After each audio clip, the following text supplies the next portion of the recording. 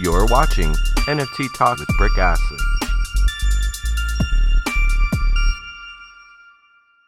GM, welcome to NFT Talk. I'm your host, Brick Astley. The purpose of this talk show is to talk one-on-one art on exchange art. Today's guest is a film photographer keeping film alive on the blockchain. Shoegaze, I'm so grateful to have your time here on Exchange Arts NFT Talk. We really appreciate you. Yeah, thanks for having me. Hey, let's get down to it. You're keeping film photography alive on the blockchain. Can you tell me what brought you to film photography and then what brought you to exchange art? Yeah, sure. So I think like a lot of people, my first experience with photography in general was film when I was young. Did the whole film photography darkroom thing in high school. That was kind of around the time that digital photography was getting a little bit more accessible to people, kind of the prosumer style digital photography. I went down that path for, I don't know, 5 or 6 years. And then for whatever reason, just kind of found myself burning out a little bit. So after shooting digital for a number of years, I couldn't figure out quite why I was losing interest in my photography. Came across my father's 35 millimeter camera in a closet one day, Minolta X700. Put a roll of film through it, dropped it off at the local camera shop here in Portland. Blue Moon Camera, who are just absolute legends. And I'll forget kind of pulling the shots, photos, for the first time. And it felt just like, it was like Christmas, not knowing what you're going to get. So that was incredible. I since have fallen in love with that process and have kind of just been chasing it ever since. I went down the rabbit hole of building out my own darkroom in my basement, developed film, printed my own shots for 3 or 4 years. And then just kind of, started discovering different film formats, started with 35 millimeter, eventually pretty quickly actually got into 120 roll film. And for those that have never shot, medium format film, it's absolutely incredible. And the cameras that you can get now for, in my opinion, a song, basically.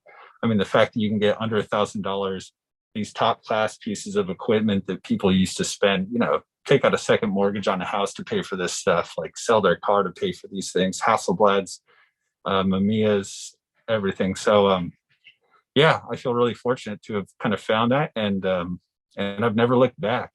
I sold all my digital gear and I mean, not throwing shade on anybody shooting digital, for each their own. But for me, this is it's the process that is kind of I've fallen in love with. So what is the process? Is it I'm capturing this image, I don't even get to see it till I get to go to the dark room and process it. So it's a whole kind of like almost like habitual ritual to get to access these film, to access these images. What about the process speaks to you? Yeah. So, I mean, it's a little bit of all of it. I found that when I'm shooting on film, I shoot fewer shots. I think more about what I'm doing. So I'm more intentional. I tend to take better shots. So for me, if we specifically talk about what my process looks like, I have my film cameras, I load up my film, I go out and shoot, and then typically I will develop, shoot mostly black and white film. I'll develop that at my house in my darkroom. And then I just have a flatbed scanner so that I can, I scan in the negatives to my computer, and then from there I can do things like, mint to an NFT or share them on whatever media, create a larger print. If I really like seeing all.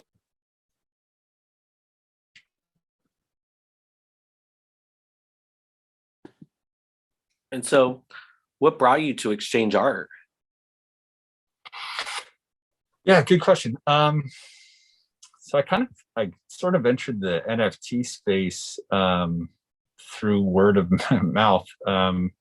The guy that originally started Jungle Cats, I knew from another DeFi project on Polygon, came over for that, and then just slowly started to meet people in the space. I like to think I kind of came for the money, and then I stayed for the people and the art. Discovering all the art here was sort of an unintended, you know, reward of coming over here. So trying to think who my first, it was probably, I think I connected with, it was probably Simple Monster Party, to be honest. I saw one of his collections, and that was the first one I remember actually going on Exchange Art and looking at it and going, well, this is fucking dope. Started looking around, and that was the early days for Exchange Art as well. And since then, just, seeing how much work they're putting into it on, a daily, weekly, monthly basis, and how much it's evolved.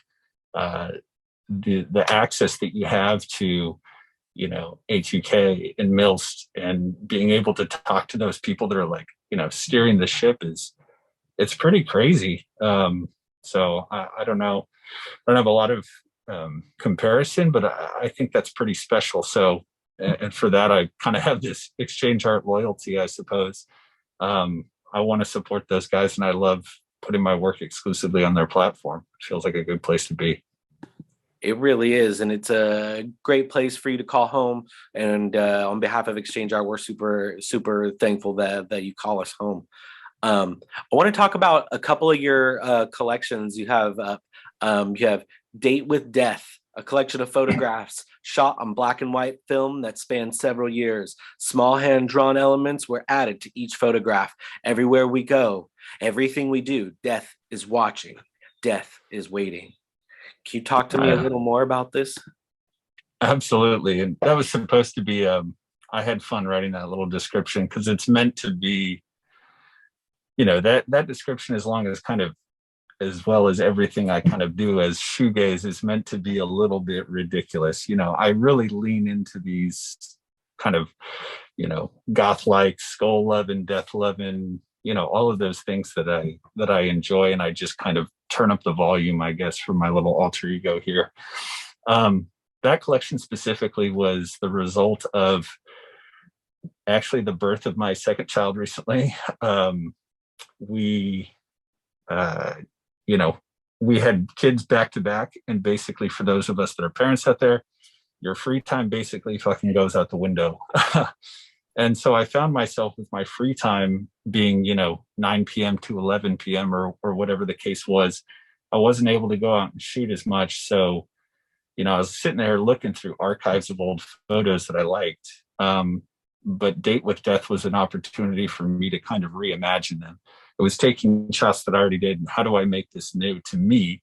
And how do I make it fun for other people? So what I started doing was, just kind of drawing over the top of them, and it slowly kind of evolved into this, what we ended up calling Goth Where's Waldo. So, I drew little reapers and hidden messages. Maybe I'd change the numbers on an address, from whatever 645 to 666, or, shadows with skulls in them and stuff like that. As the collection progresses, it gets a little bit crazier to the point where I want to say number 15 or 16 in the collection, there must be 10 to 12 hidden things in them. So that was a lot of fun. It was just kind of a way for me to breathe some new life into my old work, and also, just kind of share those with everybody else for the first time, but it was still new for me. So that was a lot of fun. I love that idea. Goth Where's Waldo? It's super fun. Right. And it's really interesting seeing, having fun time to like try to find what's there hidden within there. I love that. And you have another collection out, one roll of film, A Winter's Walk. One morning in November of 2020, I loaded a roll of Ilford 5P into my Hasselblad and went for a cold walk in the snow. This is what I saw. One roll of film is an experimental series about mindfulness, intention, consistency, and accepting imperfections. Yeah, so that was the result of kind of more backlog of rolls of film that I had shot but never saw. So I don't think I saw any. This is another thing that kind of maybe digital shooters would this will blow your mind, but I basically shot film for 18 months and never looked at a single picture I took. They just went into a bucket for 18 months, and then finally I took them in. That batch I ended up taking to the local camera shop because, with little kids around, it became increasingly difficult for me to find time in the dark room. You got dangerous chemicals. Sometimes stuff happens and you need to be able to step away. So I had a group develop those for me, and one of those roles was a winter's walk, which was it was a walk I took in Central Oregon with my wife in the winter. And yeah, it was snowy, it was beautiful, and we just went out walking for an hour. And I think conceptually this was a fun one because it was kind of a challenge for myself to say, you have 12 shots on a roll. If you're shooting 120 film, I guess it depends on the format you're shooting. So in my case, Hasselblad shooting 6cm by 6cm, you have 12 shots on a roll. Am I able to take 12 shots straight without, I guess, what I would call a miss? It's easy to spray and pray, take 1,000 shots and get a winner, but can I take 12 shots and be proud, of each of those? Do they each stand on their own? So when it comes to one roll of film, there's some shots where I think, yeah, they're a good shot, but maybe I wouldn't have shared it traditionally. Maybe you can look at the horizon line and it's a little bit off. And this for me was just kind of coming to terms with that and going, it's okay. It doesn't always have to be perfect, but what I can try and do is, be good all the time.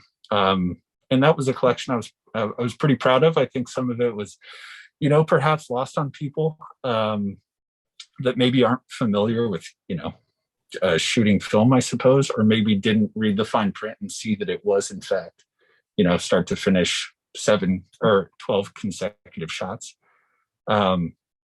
But yeah, it was a lot of fun. I enjoy kind of creating little mini challenges for myself just to kind of see if I can push myself creatively. And sometimes when you're operating within those constraints, you kind of come up with the most interesting stuff, I think. Kind of can help inspire you or force you into that creative zone where the creativity just kind of comes out. Absolutely. Hey, I really appreciate you giving me the stories on both these collections. I could only understand. I could only imagine, how difficult it can be to deal with, trying to manage, having the family life and then trying to get back in touch with like the inner creativity. So hats off to you as well as a fellow parent. What advice would you give to an artist that may be in the space that is also a parent that has to deal with some of those kinds of balance dilemmas? Yeah, wow. Yeah, that is a good question. I've said maybe surprising isn't the right word, but I've been a little bit taken back by how many mothers and fathers in the space that I've connected with. A lot of the time when I share that I'm a parent, I think more often than not, I hear from somebody else, oh, me too, and then we end up having a conversation about our kids and how old they are and stuff like that, which has just been, I don't know, it's been very comforting in a weird way. And actually kind of inspires me to kind of push harder, having people with similar lived experiences has kind of made me go, okay, yeah, like I'm meant to be here. This person can do it, so I can do it. So I guess my advice would be, just be patient. It's easy to set sort of, really aspirational goals for the timeline in which you're going to release certain work. So I've had situations where I said, oh yeah, I'm going to release one piece every week, for the next number of weeks. And, shit happens. People get sick, people get COVID. I mean, whatever the case may be, other life experiences. I've had on a personal note, my wife got really sick this year. We actually found out she had cancer, which we found out at the beginning of March, which was a total shocker. But I'm proud to say that she's since gotten through it and she's cancer free, which is just absolutely incredible. But stuff like that comes up, and you just kind of gotta, I don't know, it sounds cliche, but you just sort of have to roll with the punches. I wasn't sure whether or not I was going to share that last bit of information, but honestly, I think it's an important part of my story. The people that I've met in this space and connected with are honestly probably the ones that kept me the most sane and grounded throughout that, super scary experience in my life. I've connected with tons of people that have just shown me the craziest amount of support. People that have never seen my face, don't know my name. I don't know their name. You know what I mean? And it's nuts. The positivity and support that everybody just constantly shows each other in this space, which is, I don't know, it blows me away, and I'm super grateful for it. Hey, yeah, I can't imagine what it's like to go through something like that. And hats off to your wife for being strong and being cancer free now. So that's amazing. Yeah, appreciate and that. She's a tough lady. No sugarcoating that. She's super tough. That's amazing, and that's great. It shows it speaks volumes about you as well for being there and supporting her, and then also getting the support from your Web3 communities is really something special too in there. So very fortunate you're able to find that support during that difficult time. Again, thank you so much. Yeah, of course. With that in mind, I really appreciate your time, getting to talk about your work, getting to talk about your collections. What's on the horizon for shoegaze, and what is to come on the shoegaze map? Yeah, lots of things. Too many like half-baked projects and ideas. I think the hardest part for me is kind of filtering down to what it is I actually want to release. I have years of photos that I'm proud of that I'd love to share. Sometimes it's a little bit difficult to sort of not flood everybody with everything that I want to share. There's sort of this constant battle where, I want to release more, but I also don't want people to just be overwhelmed. So I think in the most immediate future, I do, in addition to photography, I like to do little drawings and animation stuff kind of as a side thing, just because I find it fun. So I'm actually dropping a collection starting today. The first piece, it's an animated collection, and it's about 10 different musicians that have inspired me in my life and kind of helped shape my art. So it's everybody from, Freddie Mercury, Ian Curtis, Mark Linkous, Nick Drake, several others. And it's just basically little animated pictures of them in kind of famous poses, but as skeletons naturally, because that's what I do. And then on the photography front, I have a couple of other collections in mind. I have one that is going to be instant photos. So I have a number of old Polaroid cameras. So one of them is going to be instant. And then I have another black and white collection that I'm pretty excited about. I shot a couple of years back called On an Island. And it was a black and white photo collection I took up on Saturna Island in Canada. And I'm pretty proud of that work as well. So just kind of trying to figure out what time it makes sense to release that, but I would expect it probably in the next couple of months. Hey, thank you so much for all that alpha. We are definitely looking forward to the animation drops as well as the coming photography drops. Again, thank you so much for your time here on the show. Exchange Art and I really appreciate it. With that in mind, be kind to yourselves, be kind to others, and take care of Mother Earth. Do a little bit of trash pickup when you go out to touch the grass. Always, always GM. Yeah, thanks, Rick.